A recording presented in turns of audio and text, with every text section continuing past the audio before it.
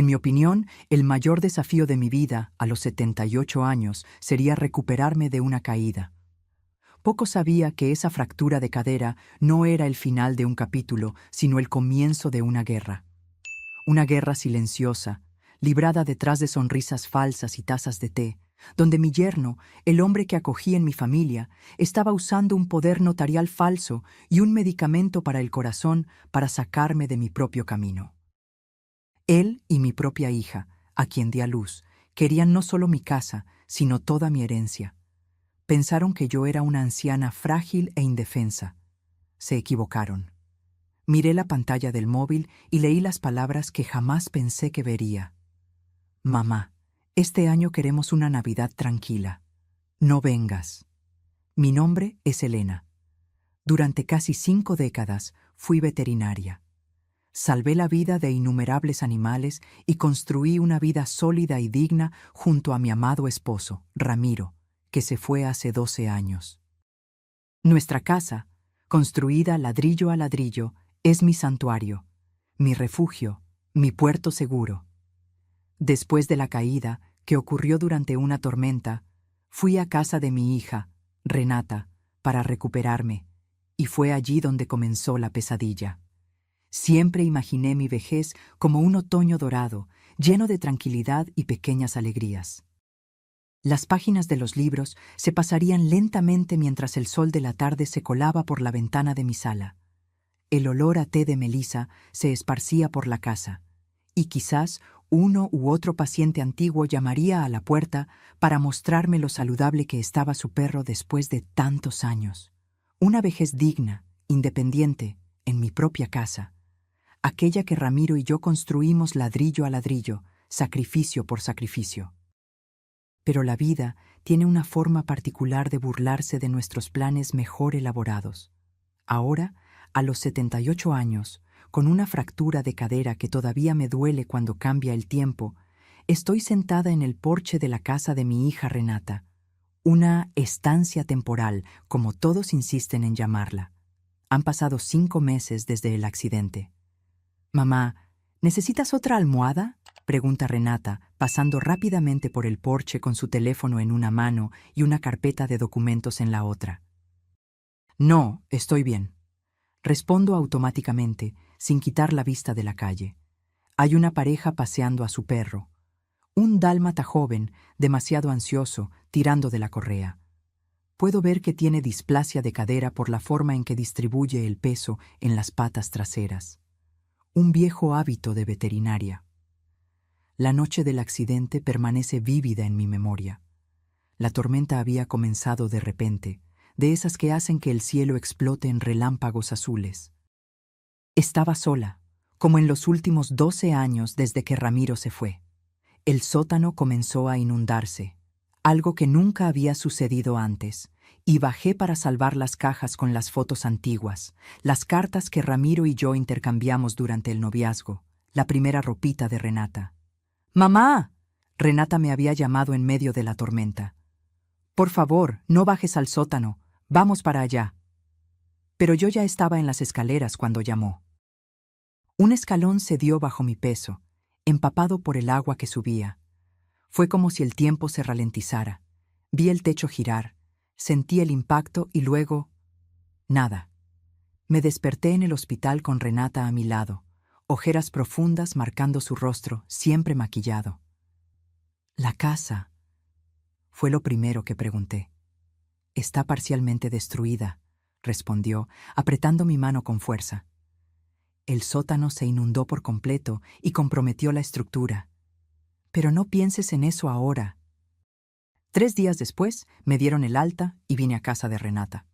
Lo que debería ser un arreglo de unas pocas semanas se alargó mientras la aseguradora inventaba excusas para no pagar la cantidad necesaria para las reparaciones. Problemas estructurales anteriores, alegaban, como si una casa de 60 años no tuviera problemas estructurales anteriores. Doña Elena, hora de almorzar, dice Juana, la empleada de la casa, interrumpiendo mis pensamientos. Juana es salvadoreña, tiene manos pequeñas y eficientes, y es probablemente la única persona en esta casa con la que me siento a gusto. Gracias, querida. Ya voy. Me levanto con cuidado, usando el bastón que se ha convertido en mi compañero inseparable. Cada paso es calculado, medido. La autonomía que una vez tuve, correr a atender emergencias veterinarias en medio de la noche, conducir por la ciudad para hacer consultas a domicilio, ahora parece un sueño lejano. La mesa del comedor de la casa de Renata es enorme, de madera oscura y brillante, de esas que ves en revistas de decoración. Cuando me siento disminuida por su tamaño. Renata está al teléfono, como siempre, hablando de algún cliente importante de su agencia de publicidad. No, necesitamos la aprobación hoy, sin excepciones. Su voz es firme, pero educada.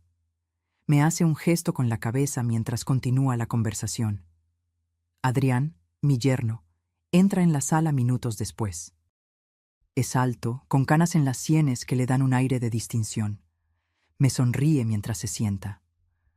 ¿Cómo está la suegra preferida hoy? Soy tu única suegra, Adrián, respondo con una sonrisa tensa. Y por eso mismo, la preferida. Se ríe de su propio chiste. ¿Alguna noticia de la aseguradora? Esa pregunta se ha vuelto demasiado frecuente. Nada nuevo. Siguen revisando el caso. Sabes, Elena, se inclina sobre la mesa, bajando la voz como si compartiera un secreto. Tengo un amigo en el negocio inmobiliario que podría evaluar tu casa. Incluso con los daños, el terreno vale mucho. Podrías vender, resolver este dolor de cabeza y tener un buen dinero para disfrutar. Antes de que pudiera responder, Mateo, mi nieto de 15 años, entra corriendo en la sala. ¡Abuela!, me abraza, algo que ha hecho con más frecuencia desde el accidente, como si temiera que pudiera desaparecer. Te traje una cosa. Pone en mis manos un pequeño cactus en una maceta de colores. Para tu habitación. Es difícil de matar como tú. Me guiña un ojo, y no puedo evitar una risa genuina, la primera del día. Mateo, tu abuela no es un cactus, lo reprende Renata, finalmente colgando el teléfono. No, pero es tan fuerte como uno. Se sienta a mi lado. Abuela, ¿sabías que los cactus pueden vivir más de 200 años? Durante el almuerzo, observo la dinámica familiar que nunca fue realmente mía.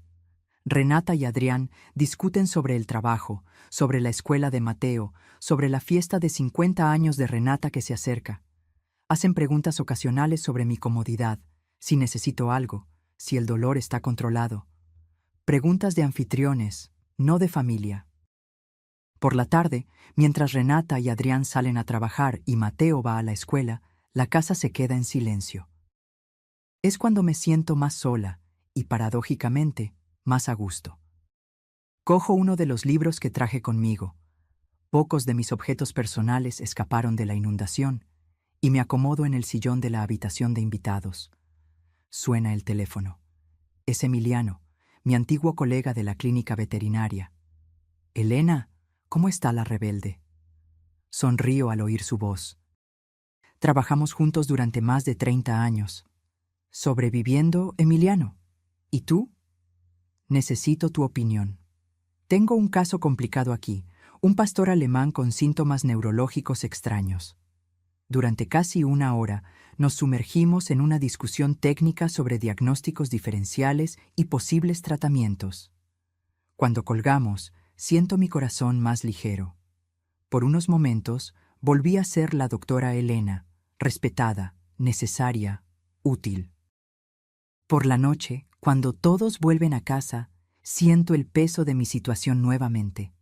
Durante la cena, Adrián retoma el tema de la casa. Elena, ¿pensaste en lo que hablamos? ¿En vender la casa? No hay nada que pensar, Adrián. Esa casa es mi vida. Cuando terminen las reparaciones, volveré allí. Mamá, interviene Renata con esa voz que usa para clientes difíciles. Sé razonable. Tuviste un accidente serio allí. Imagínate si vuelve a pasar y no estamos cerca. Tengo 78 años, no 108.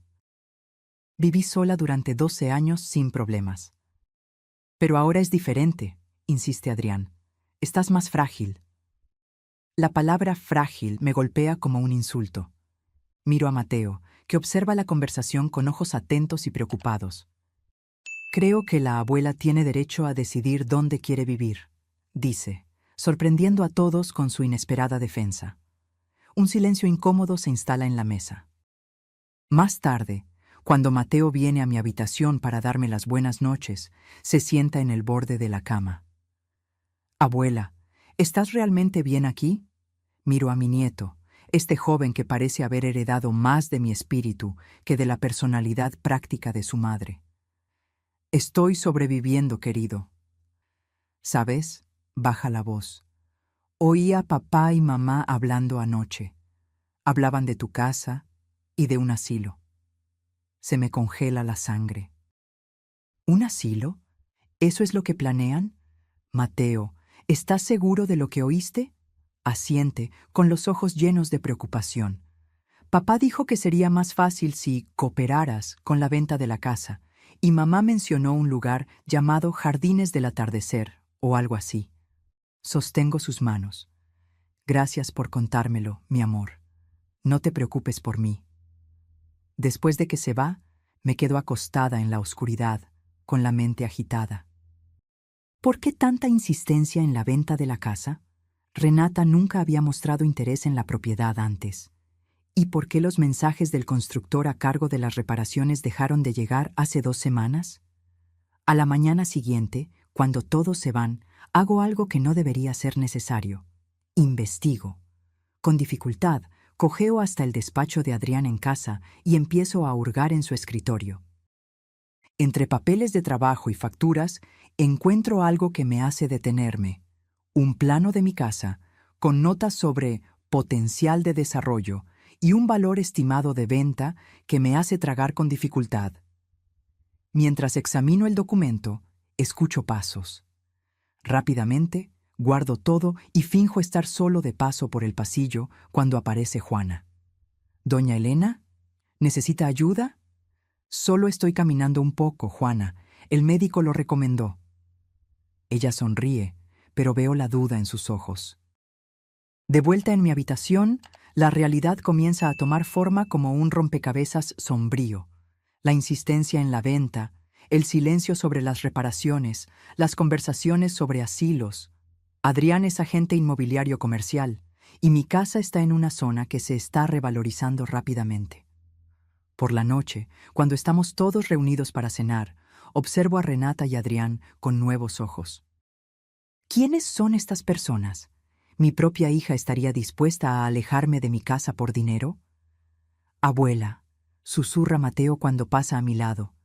Encontré algo extraño en el baño de papá. Una caja de pastillas con tu nombre escrito. ¿Pastillas? ¿Qué pastillas? No tomo nada más que lo recetado por el médico después de la cirugía. Cuando todos se van a dormir, espero pacientemente, contando los minutos. A medianoche, salgo silenciosamente de la habitación. Mi cadera protesta a cada paso, pero la determinación es más fuerte que el dolor. Vuelvo al despacho de Adrián, esta vez con una linterna pequeña. En el cajón inferior del escritorio encuentro una caja de pastillas. Digoxina. Mi corazón se acelera. La digoxina es un potente medicamento para el corazón, que en dosis incorrectas puede ser fatal. Y yo no tengo problemas cardíacos. En los próximos capítulos descubrirás la verdadera extensión de la conspiración contra Elena.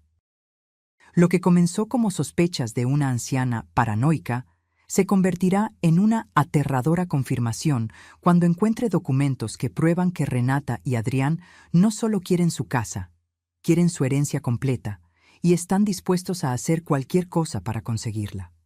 Pero Elena no es una presa fácil, y años de precisión veterinaria le han dado habilidades que sus familiares jamás imaginarían. La guerra silenciosa apenas está comenzando, y lo peor está por venir cuando Elena descubre que no es la primera anciana inconveniente en el historial de su yerno. No dormí esa noche. ¿Cómo podría? La caja de digoxina quedó grabada en mi mente como una sentencia de muerte. Pasé horas recordando cada interacción con Adrián en las últimas semanas, su repentino interés en mi salud, las preguntas sobre mis medicamentos incluso el nuevo hábito de traerme té antes de dormir. ¿Cómo duermes, Elena? ¿Tomas algo para ayudarte? ¿Te sientes mareada o con falta de aire? Tienes testamento, ¿verdad? ¿Está actualizado? Pequeñas preguntas que parecían inocentes en su momento, ahora encajaban en un mosaico siniestro. Cuando salió el sol, ya estaba sentada en el porche, observando cómo el barrio se despertaba. Trabajadores yendo a sus trabajos, madres llevando a sus hijos a la escuela, la vida normal siguiendo su curso mientras mi mundo se desmoronaba silenciosamente. «Te has levantado temprano, abuela». Apareció Mateo en el porche todavía en pijama, con el pelo revuelto y los ojos soñolientos. «No pude dormir mucho», respondí, intentando sonreír. Se sentó a mi lado, en ese silencio cómodo que habíamos desarrollado. Después de unos minutos, pregunté casualmente: «Mateo, dijiste que viste pastillas con mi nombre. ¿Dónde exactamente?» «En el armario del baño de papá y mamá. Estaba buscando tiritas y vi una cajita con tu nombre escrito a mano». «¿Era digoxina?», frunció el ceño pensativo. «Creo que sí, un nombre así de raro». Mi corazón se encogió. Entonces no era paranoia. «Abuela, ¿estás bien? Pareces asustada».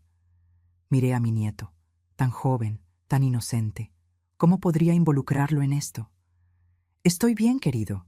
Solo estoy preocupada por mi casa». Apretó mi mano. «Todo saldrá bien. Volverás allí pronto, estoy seguro». Pero su certeza juvenil no aliviaba mi creciente miedo. Esa mañana, cuando todos se fueron, hice algo desesperado. Llamé a la constructora a cargo de las reparaciones de mi casa. «Señora Elena, qué sorpresa», exclamó Pedro, el ingeniero a cargo. «Pensé que había desistido de las reparaciones». «¿Desistido? ¿Por qué?» «Bueno, su yerno nos informó hace casi un mes que usted había decidido vender la propiedad en el estado actual. Incluso firmamos un acuerdo de finalización». Mi respiración se atascó en la garganta. Yo nunca autoricé eso. El silencio al otro lado de la línea fue ensordecedor. «Señora Elena, él presentó un poder notarial firmado por usted». «¿Poder notarial?». Yo nunca firmé. Y entonces lo recordé. Semanas atrás, Adrián me trajo documentos de la aseguradora para firmar, cuando estaba bajo los efectos de fuertes analgésicos después de una sesión de fisioterapia particularmente dolorosa. «Pedro, esa casa lo es todo para mí. No quiero venderla». Su voz sonó preocupada. «Señora Elena, esto es muy serio». «Si hubo falsificación de documentos...». «Lo resolveré, Pedro. Por favor, no le mencione esta llamada a mi yerno si se pone en contacto». Colgué con las manos temblorosas. La conspiración era real y mucho más extensa de lo que imaginaba. Necesitaba actuar, pero ¿cómo?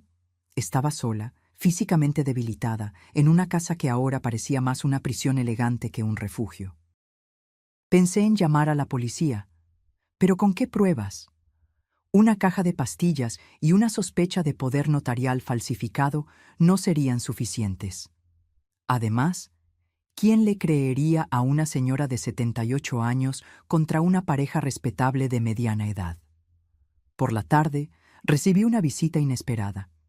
Emiliano apareció con un libro de veterinaria antiguo del que habíamos hablado por teléfono. «Te lo traje para que te distraigas», dijo, entregándome el volumen encuadernado en cuero. Tan pronto como Juana salió de la habitación, agarré la mano de Emiliano. «Necesito tu ayuda», susurré, sintiendo que las lágrimas me quemaban los ojos. «Creo que están intentando matarme». Sus cejas grises se alzaron con alarma. «Elena, ¿de qué estás hablando?». En susurros urgentes, le conté todo. La insistencia en la venta de la casa, el poder notarial falsificado, la digoxina. Emiliano me escuchó sin interrumpir. Su rostro se endurecía con cada nueva revelación. «¿Tienes dónde guardar esas píldoras como prueba?», preguntó, práctico como siempre. «No, no puedo cogerlas sin levantar sospechas». «Entonces conseguiremos otras pruebas», apretó mi mano. «Elena, salvaste mi vida cuando tuve ese ataque al corazón en la clínica. No te dejaré sola en esto». Cuando se fue, me sentí más fuerte. Ya no estaba completamente sola. Por la noche, durante la cena, observé a Renata y Adrián con nuevos ojos. ¿Cómo no me di cuenta antes de la frialdad detrás de sus sonrisas? Entonces, mamá, comentó Renata mientras servía la ensalada, estuve pensando, qué bien sería usar el valor de la venta de tu casa para cumplir algunos de tus sueños. ¿Quizás un viaje internacional? O un crucero, sugirió Adrián sonriendo. Sería perfecto para alguien con dificultades de movilidad como tú. Un crucero, donde los accidentes pueden ocurrir fácilmente, donde la gente puede caer al mar sin testigos. Prefiero quedarme en tierra firme, respondí, observando atentamente sus reacciones. En mi propia casa, de preferencia. Vi el rápido intercambio de miradas entre ellos. Pero mamá, sé razonable, insistió Renata, su voz adquiriendo ese tono condescendiente que usaba conmigo últimamente. Esa casa es demasiado grande para ti sola, y después del accidente... El accidente, la interrumpí, sintiendo una súbita claridad. Curioso como nunca antes habíamos tenido problemas de inundación, ¿verdad? En 60 años. Un silencio tenso se apoderó de la mesa. Mateo miraba de mí a sus padres, confundido. ¿Qué insinúas, Elena?, preguntó Adrián, su voz de repente fría. Nada, querido yerno, solo una observación de una anciana confundida. Esa noche, encerrada en mi habitación, llamé a Emiliano de nuevo. Necesito que verifiques algo por mí. La inundación en mi casa. Quiero saber si fue realmente un accidente. ¿Crees que fue provocada? No lo sé, pero parece demasiado conveniente. Hice una pausa pensando. Y una cosa más. Quiero que averigües si Adrián o Renata tienen deudas. Grandes deudas. ¿Cómo haré eso? ¿Todavía tratas a ese detective privado? ¿El que tenía el pastor alemán con displasia? Sí, a Roberto. ¿De verdad crees que...? Creo que necesito saber con quién estoy tratando, respondí, sintiendo una determinación que no había sentido en años. Y rápido. En los días siguientes, adopté una estrategia. Empecé a parecer más frágil, más confundida. Fingía no recordar conversaciones recientes, preguntaba repetidamente sobre las mismas cosas, dejaba caer objetos accidentalmente. Vi el alivio en los ojos de Renata y Adrián. La senilidad facilitaría sus planes. Durante ese tiempo, también empecé a rechazar educadamente cualquier bebida o comida que no viniera directamente de las manos de Juana o que no viera siendo preparada. Adrián, gracias por el té, pero Juana ya me trajo uno. Renata, querida, no tengo apetito para ese suplemento vitamínico ahora. Vi cómo crecía la frustración en ellos, especialmente en Adrián. Una semana después, Emiliano volvió con noticias que confirmaron mis peores sospechas. Adrián está hasta el cuello en deudas de juego, me dijo en voz baja durante otra visita social. Cientos de miles. Y hay más. Esta no es la primera vez que tiene una suegra anciana viviendo con ellos. Sentí un escalofrío. ¿Qué quieres decir? Su primer matrimonio, antes de Renata, la madre de la exesposa, también se mudó a su casa después de un accidente en su propia residencia. Murió 6 meses después. Ataque al corazón, según el certificado de defunción. Se me heló la sangre. ¿Y la casa de ella? Vendida inmediatamente después de su muerte. El dinero fue para la hija, naturalmente. ¿Y dónde está esta exesposa ahora? Divorciada. Vive en el extranjero. La sala pareció girar a mi alrededor. No era paranoia. Era un patrón. En cuanto a la inundación en tu casa, continuó Emiliano, Roberto encontró algo interesante. Un vecino vio a un fontanero en tu casa 2 días antes del accidente, cuando estabas en fisioterapia. Yo no llamé a ningún fontanero. Exacto. Cerré los ojos, intentando controlar el pánico. ¿Qué hago ahora, Emiliano? Si los enfrento, lo negarán todo. Y claramente no tienen escrúpulos. Tienes que salir de esta casa, Elena. Ven a la mía. Negué con la cabeza. No puedo simplemente irme. Me traerían de vuelta. alegando preocupación por mi salud mental. Necesito pruebas concretas antes. Esa noche, acostada en la cama, elaboré un plan. No sería la víctima indefensa que esperaban. Fui veterinaria durante casi 5 décadas. Sabía más sobre toxicología, anatomía y fisiología de lo que ellos podían imaginar. A la mañana siguiente, cuando todos se fueron, le pedí a Juana que me llevara al centro comercial. Necesito comprar algunas cosas personales, expliqué con una sonrisa inocente. En el centro comercial, mientras Juana esperaba pacientemente, hice algunas compras estratégicas: una pequeña grabadora digital, frascos vacíos de pastillas y un teléfono móvil de prepago barato. De vuelta en casa, escondí todo cuidadosamente bajo el forro suelto de mi antigua maleta. Ahora, solo necesitaba la oportunidad adecuada. Surgió 3 días después. Adrián mencionó durante la cena que él y Renata saldrían para una reunión con el comité organizador de la fiesta de cumpleaños de ella. «Mateo, ¿podrías quedarte con tu abuela?», preguntó Renata. «En realidad», interrumpí, «Emiliano me invitó a cenar a su casa. Sería bueno para mí salir un poco, si no les importa». Vi la vacilación en los ojos de Adrián. «¿Estás segura de que te sientes bien para salir? El tiempo está húmedo, podría empeorar tus dolores». «Estaré bien. Emiliano vendrá a buscarme y a traerme de vuelta». «¿En ese caso?». Renata parecía aliviada por no tener que reorganizar sus planes. Cuando se fueron esa noche, no fui a casa de Emiliano. En cambio, él me ayudó a ejecutar la primera parte de mi plan: instalar pequeñas cámaras ocultas en las habitaciones principales de la casa, incluyendo la cocina y el despacho de Adrián. «¿Es esto legal?», pregunté mientras él colocaba discretamente una de las cámaras. «Técnicamente no», admitió. «Pero el asesinato tampoco lo es». Mientras trabajábamos, Mateo apareció inesperadamente en la puerta del despacho. «¿Qué están haciendo?», preguntó, asustándonos. Emiliano y yo intercambiamos miradas alarmadas.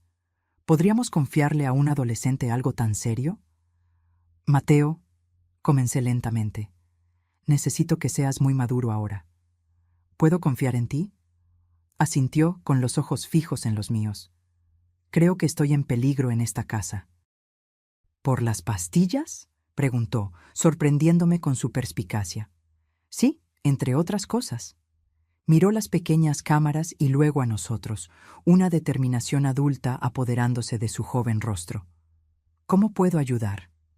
Incluir a Mateo en nuestro plan fue simultáneamente la decisión más difícil y más acertada que tomé. Un adolescente no debería descubrir que sus padres podrían estar planeando matar a su abuela, pero él ya sospechaba, y su ayuda sería inestimable.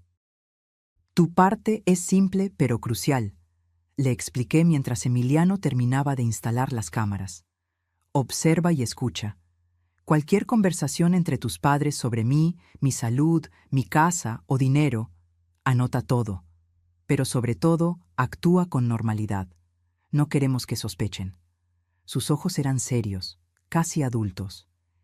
«¿Y si oigo algo realmente malo?». Apreté su mano. «Entonces me llamas a este número». Le entregué el papel con el número del teléfono móvil de prepago. Inmediatamente.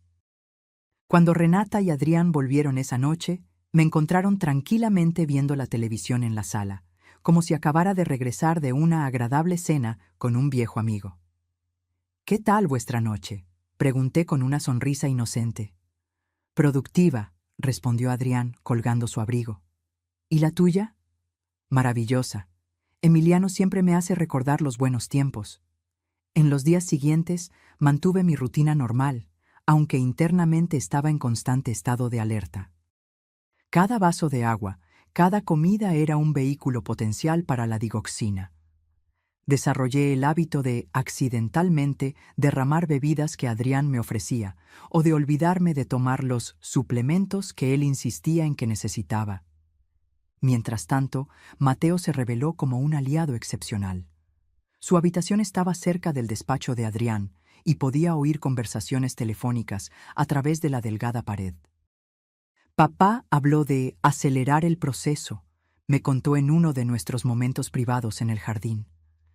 Le dijo a alguien por teléfono que el tiempo se está agotando y que necesita resolver esto antes de la fiesta. La fiesta de 50 años de Renata se acercaba rápidamente, a solo 2 semanas. El plazo se estaba volviendo más claro. Una noche, después de que todos se fueron a dormir, saqué la pequeña tableta que Emiliano me había dado para acceder a las imágenes de las cámaras ocultas. Pasé horas revisando las grabaciones del día hasta que encontré algo perturbador. Adrián en el despacho, hablando por teléfono en voz baja. No, no puedo esperar más. La anciana está sospechando. Sí, tenemos el poder notarial, pero eso no es suficiente. Necesitamos la casa vendida y el dinero del seguro de vida antes de que los acreedores vengan a por mí. No, Renata no lo sabe todo, solo que queremos convencer a su madre de que venda la casa. ¿Seguro de vida? Yo no tenía ningún seguro de vida a nombre de ellos. ¿O sí? Con las manos temblorosas, seguí viendo las grabaciones. Horas después, en otra grabación, vi a Adrián hurgando en un cajón de su escritorio. Sacó un sobre y esparció documentos sobre la mesa. Ajusté el zoom de la cámara y me quedé helada. Era una póliza de seguro de vida a mi nombre, con Renata como beneficiaria, por valor de $1.000.000. La fecha de la póliza era de hacía solo 3 meses, después de mi accidente.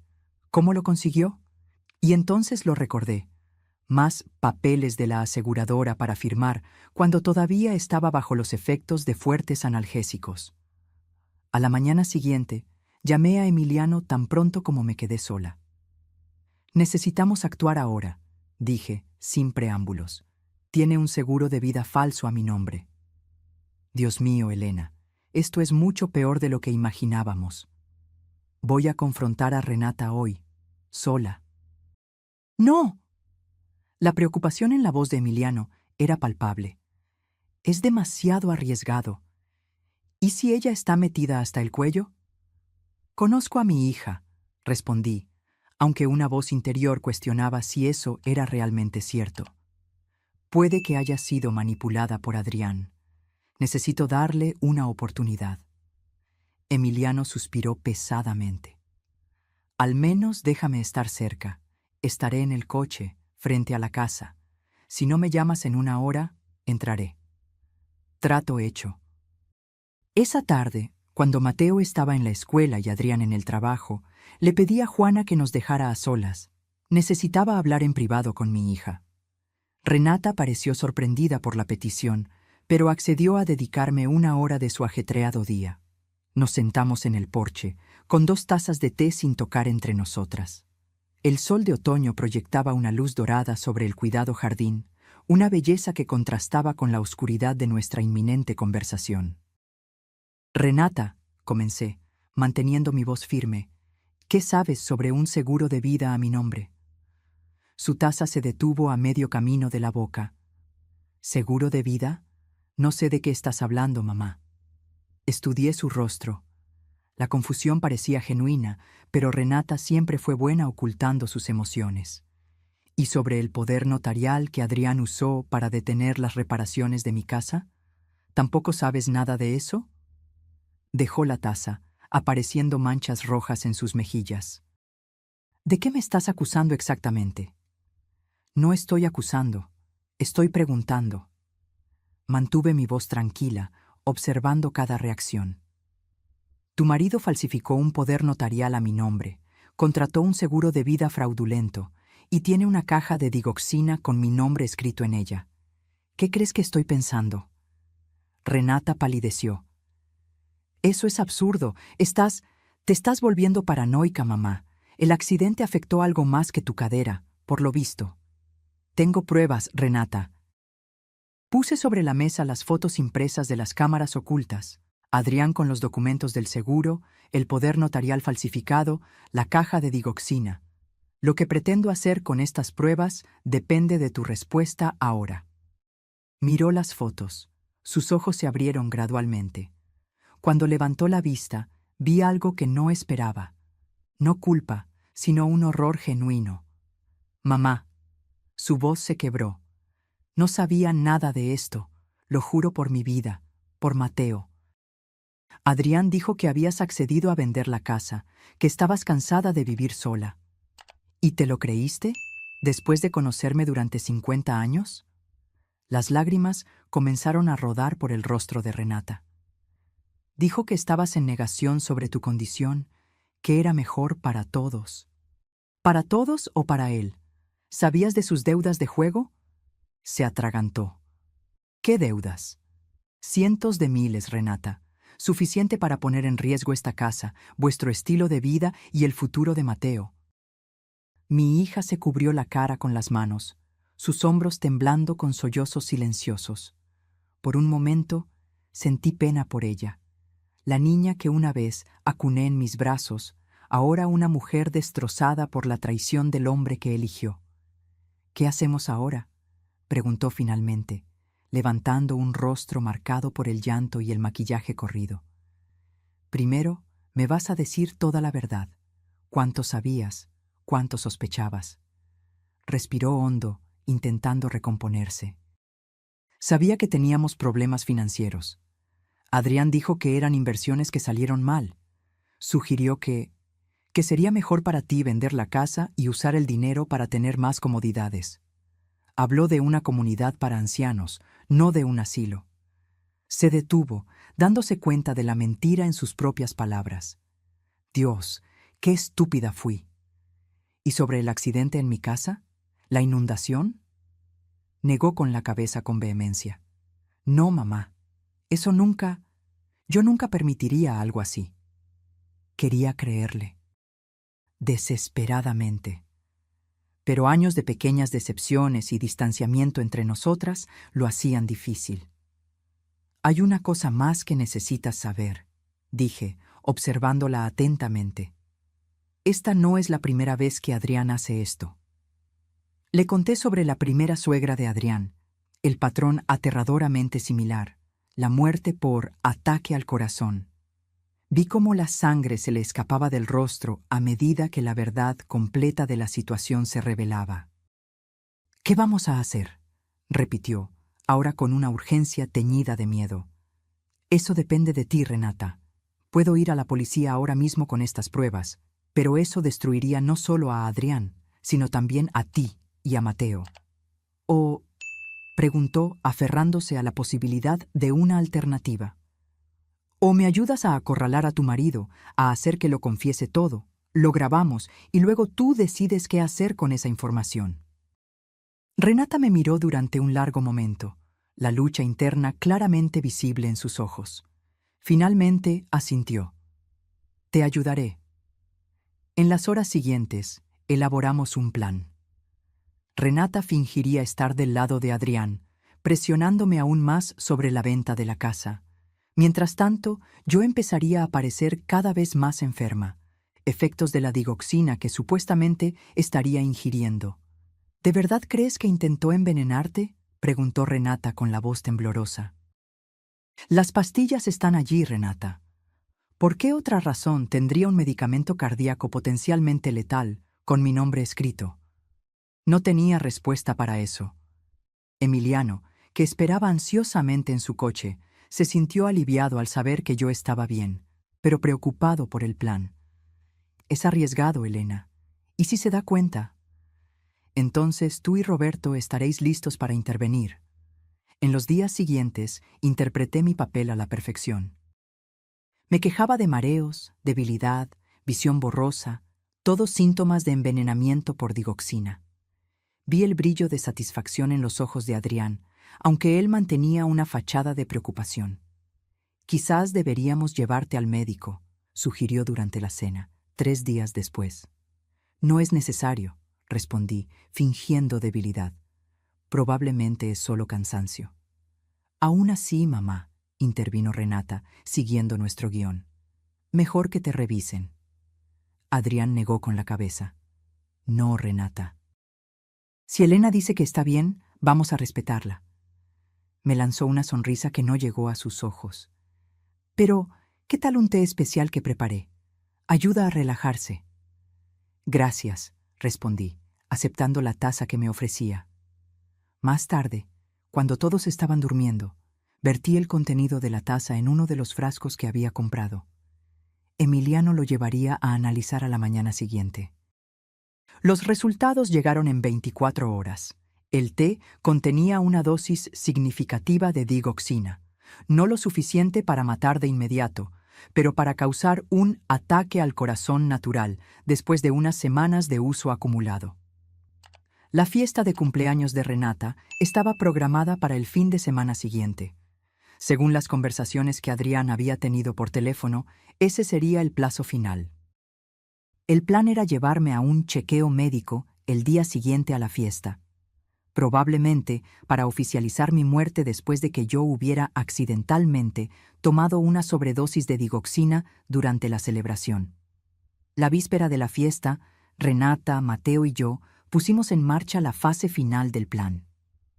Emiliano y Roberto, el detective, se esconderían en la casa durante la fiesta, listos para intervenir si era necesario. Todas las cámaras fueron revisadas y el equipo de grabación instalado. ¿Estás segura de que quieres hacer esto, mamá?, preguntó Renata, el miedo evidente en su voz. En los últimos días, nuestra relación se había transformado. Las capas de distanciamiento se habían disuelto lentamente por la crisis compartida. No tenemos elección, respondí. Necesitamos una confesión. Mateo, que se había vuelto sorprendentemente maduro durante toda la situación, me abrazó con fuerza. Ten cuidado, abuela. La mañana de la fiesta, interpreté mi papel a la perfección. Parecía más débil que nunca, apenas pudiendo bajar las escaleras sin ayuda. Adrián estaba radiante, aunque intentaba esconderlo. Quizás deberías descansar hoy, sugirió con falsa preocupación. La fiesta puede ser muy agotadora para ti. No me perdería los 50 años de mi hija por nada, respondí, sonriendo frágilmente. Aunque sea la última fiesta a la que asista. Algo brilló en sus ojos. ¿Anticipación? Antes de que pudiera controlarlo. La casa se llenó de invitados al anochecer. Amigos de Renata, compañeros de trabajo, familiares lejanos. Me senté en un rincón tranquilo, observando el movimiento, esperando el momento adecuado. Llegó cuando la mayoría de los invitados ya se habían ido, quedando solo unos pocos amigos cercanos charlando en la sala. Adrián se acercó con un vaso. Un brindis especial para mi suegra favorita, dijo, lo suficientemente alto para que los demás lo oyeran. Por estar con nosotros en este día importante. Acepté el vaso, notando el líquido ligeramente más turbio que el champán normal. Gracias, Adrián. Has sido tan atento últimamente. Me llevé el vaso a los labios, fingiendo beber mientras él observaba atentamente. Momentos después, empecé a actuar. Un mareo repentino, dificultad para respirar, dolor en el pecho.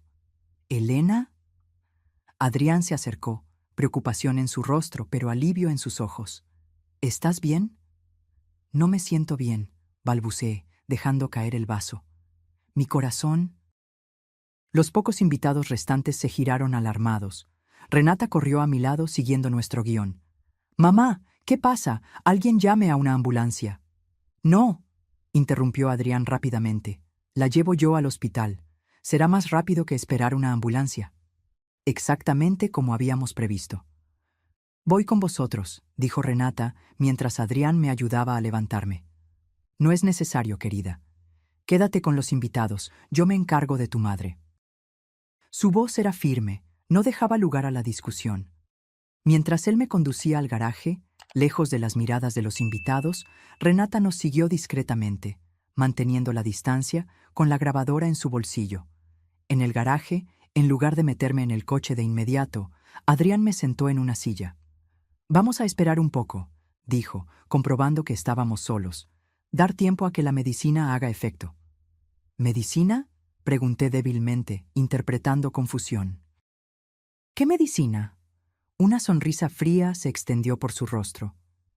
«La medicina que va a resolver todos nuestros problemas, Elena.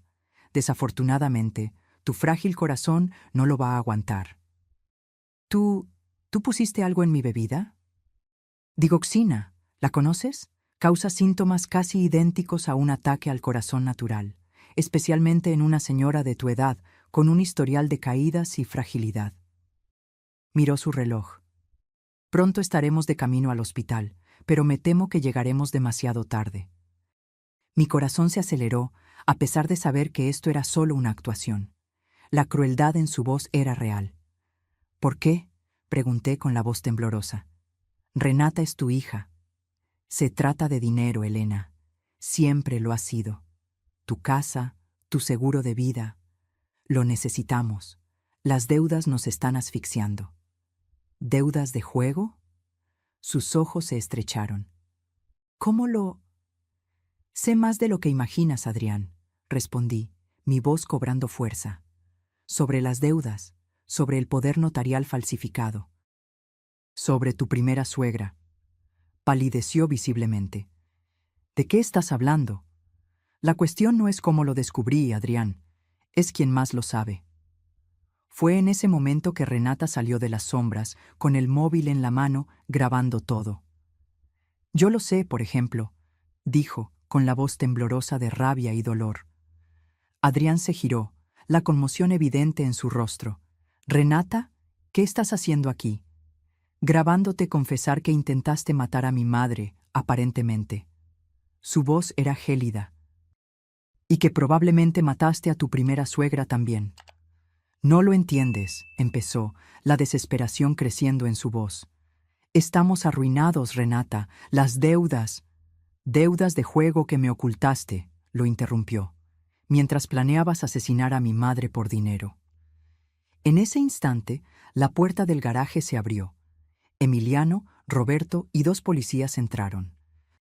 «Adrián Morales», dijo uno de los policías, «estás arrestado por los cargos de intento de homicidio, fraude y falsificación de documentos».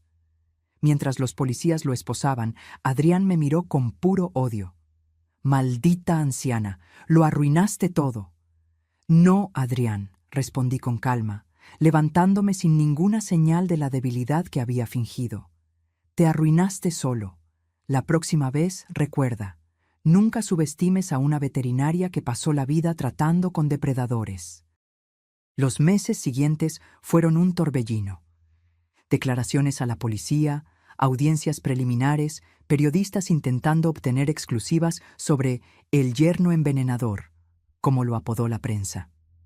La investigación sobre la muerte de la primera suegra de Adrián fue reabierta, y se encontraron evidencias de envenenamiento por digoxina en las muestras de tejido preservadas. Adrián acabó aceptando un acuerdo con la fiscalía, confesando ambos crímenes a cambio de una sentencia reducida. Aún así, pasaría al menos 20 años en prisión. Descubrimos que sus deudas eran aún mayores de lo que imaginábamos, más de $1 millón para usureros y casinos ilegales. La casa de Renata, los coches, casi todo tendría que ser vendido para cubrir parte de esa cantidad.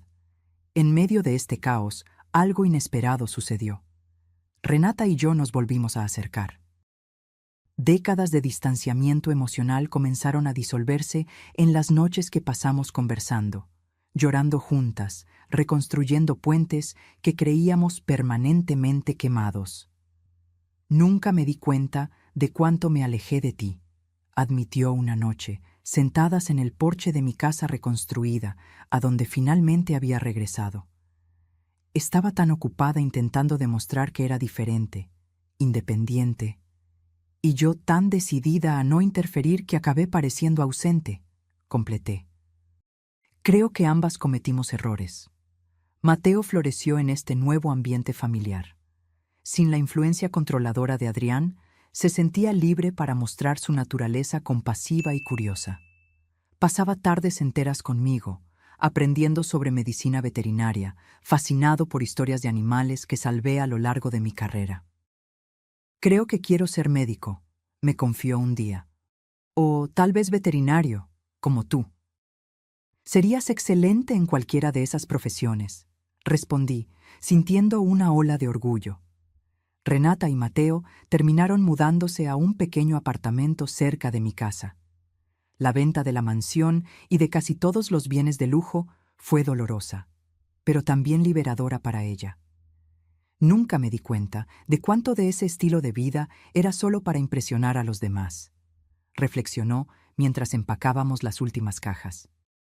Es extraño, pero me siento más ligera ahora, incluso con todo lo que perdimos.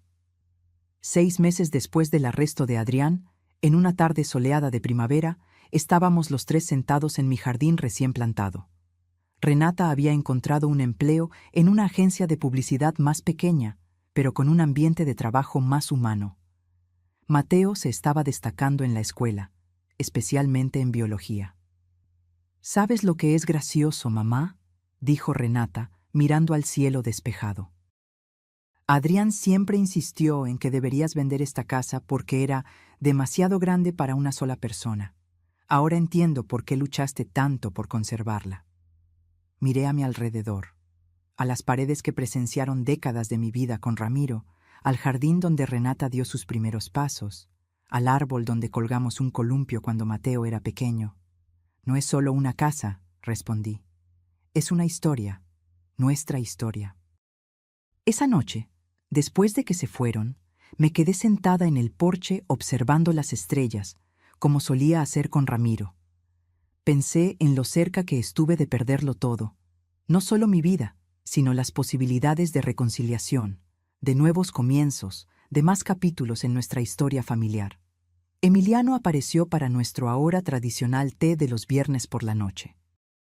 Desde el incidente, se había convertido en una presencia constante en mi vida, y, para mi sorpresa, también en la de Renata. ¿Cómo está la paciente más terca que he tenido?, bromeó sentándose a mi lado. Mejor que nunca, respondí, y me di cuenta de que era verdad.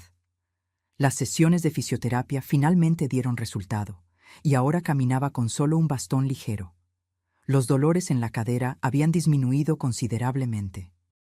«¿Sabes?», comenté mientras servía el té, «nunca imaginé que a los 78 años estaría desmantelando una conspiración de asesinato». Emiliano se rió.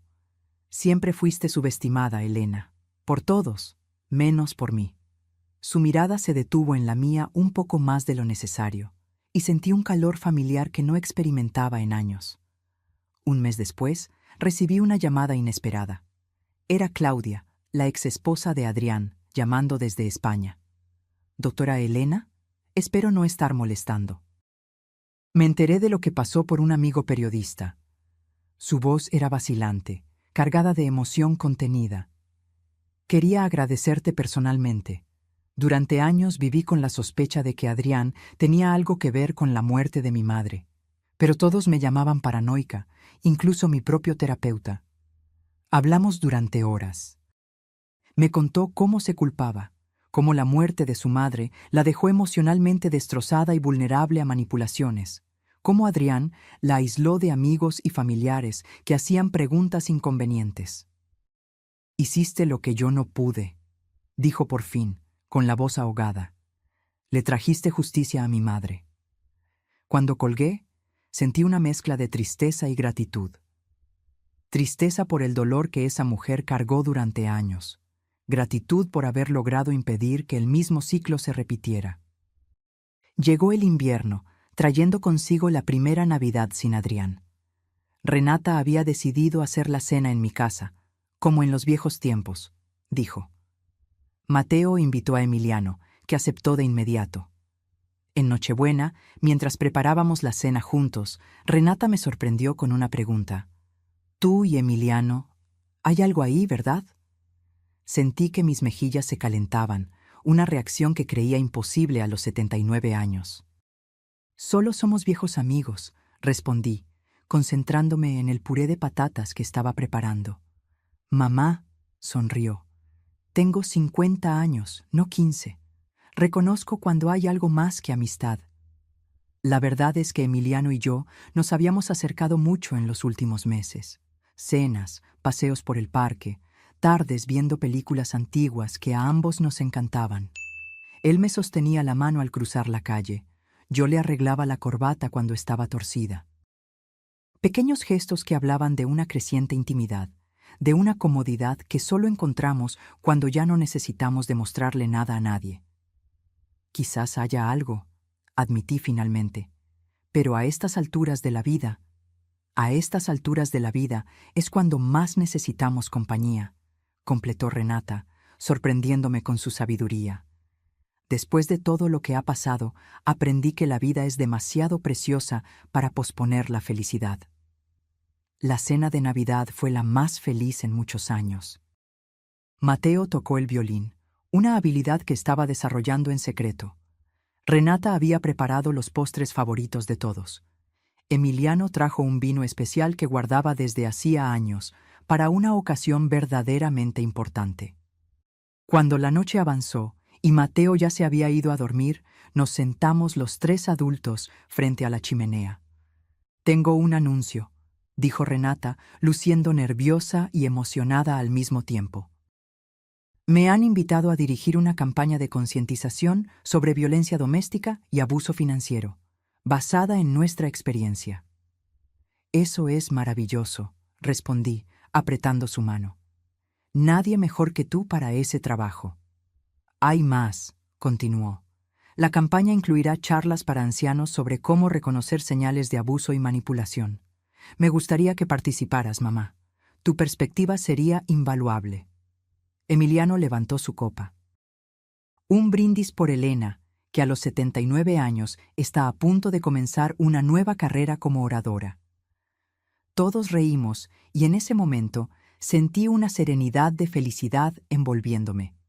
La vida que imaginaba para mi vejez, tranquila, pacífica, rodeada de libros y recuerdos, se había transformado en algo completamente diferente.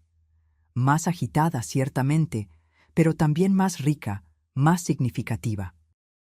La primavera siguiente, Emiliano me sorprendió con una petición inesperada durante uno de nuestros paseos por el parque. «Elena, soy demasiado viejo para juegos. ¿Quisieras casarte conmigo?» Me detuve, completamente atónita. «¿Casarnos? Emiliano, tenemos casi 80 años». «Exactamente por eso», respondió, sosteniendo mis manos. «No tenemos tiempo que perder. Pasamos 50 años siendo colegas, luego amigos. Creo que nos merecemos unos años siendo algo más.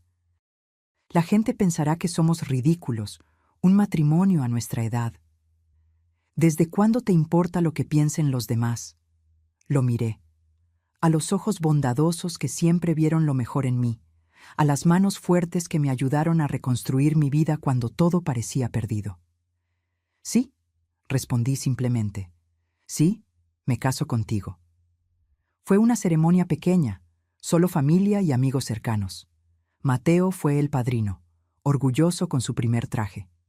Renata, mi madrina, lloró más que yo. Decidimos que cada uno mantendría su propia casa. «Somos demasiado viejos para aprender a compartir cajones de calcetines», bromeó Emiliano. «Pero pasábamos la mayor parte del tiempo juntos, turnándonos entre las dos residencias». En mi 800 cumpleaños, miré alrededor de la mesa llena de personas queridas. Renata, más fuerte y centrada que nunca. Mateo, creciendo para ser un joven sensible e inteligente. Emiliano, mi compañero y amor tardío. Antiguos colegas de la clínica veterinaria, vecinos que se convirtieron en amigos. Todos reunidos para celebrar no solo mi edad, sino mi supervivencia, mi resiliencia. «Un brindis», propuso Renata, levantando su copa, «por mi madre, que me enseñó que nunca es tarde para volver a empezar, para luchar, para amar». Mientras las copas tintineaban, pensé en lo impredecible que es la vida. A los 78 años pensé que mi camino estaba definido, que los grandes acontecimientos y transformaciones ya habían quedado atrás. Estaba completamente equivocada. La noche anterior había recibido un correo electrónico de una editorial interesada en publicar mi historia. Digoxina, Memorias de una abuela inconveniente. Un relato de los eventos que casi me cuestan la vida y de cómo, irónicamente, me dieron una nueva razón para vivir. «¿En qué piensas?», preguntó Emiliano en voz baja, notando mi silencio pensativo. «En cómo los finales pueden ser solo nuevos comienzos disfrazados», respondí, apretando su mano. «Y en cómo a veces necesitamos perder casi todo para descubrir lo que realmente importa». Miré de nuevo a mi familia reunida, no perfecta, no sin cicatrices, pero real y presente. La casa que tanto luché por mantener se había transformado en un verdadero hogar de nuevo, lleno de voces, risas y, sí, ocasionalmente lágrimas. Exactamente como debería ser. La veterinaria jubilada que una vez soñó con una vejez tranquila, descubrió, al final de cuentas, que la vida a los 80 puede ser más vibrante, más significativa y más sorprendente de lo que jamás imaginó. Y por eso estoy profundamente agradecida. Por el futuro, brindé, levantando mi copa. Sea el que sea. A mi lado, Emiliano sonrió. Delante de mí, Renata y Mateo levantaron sus copas en respuesta. Y en ese momento perfecto, supe que, pase lo que pase, ya no enfrentaría nada sola. Algunos dicen que la vejez es un tiempo de pérdidas y despedidas. Para mí, se convirtió en un tiempo de descubrimientos y reencuentros. Una época no de conclusión, sino de transformación. Y después de todo, ¿no es de eso de lo que se trata la vida? De transformarnos, adaptarnos, encontrar belleza y propósito incluso en las circunstancias más improbables? A los 80 años no tengo todas las respuestas. Pero tengo algo igualmente valioso: la certeza de que todavía hay preguntas que hacer, caminos que explorar, historias que vivir. Y eso, más que cualquier otra cosa, es el verdadero tesoro de mi vejez. Esta historia es un recordatorio para todos nosotros. Nunca subestimes la sabiduría y la fuerza de una persona mayor. Tienen décadas de experiencia y si las subestimas, pueden sorprenderte. ¿Qué os pareció la historia? ¿Creéis que su venganza fue la más justa? Si tuvierais que elegir, ¿qué haríais? Dejad vuestra opinión en los comentarios, suscribíos al canal para más historias como esta, y activad la campanita para no perderos los próximos vídeos. Un beso y hasta la próxima.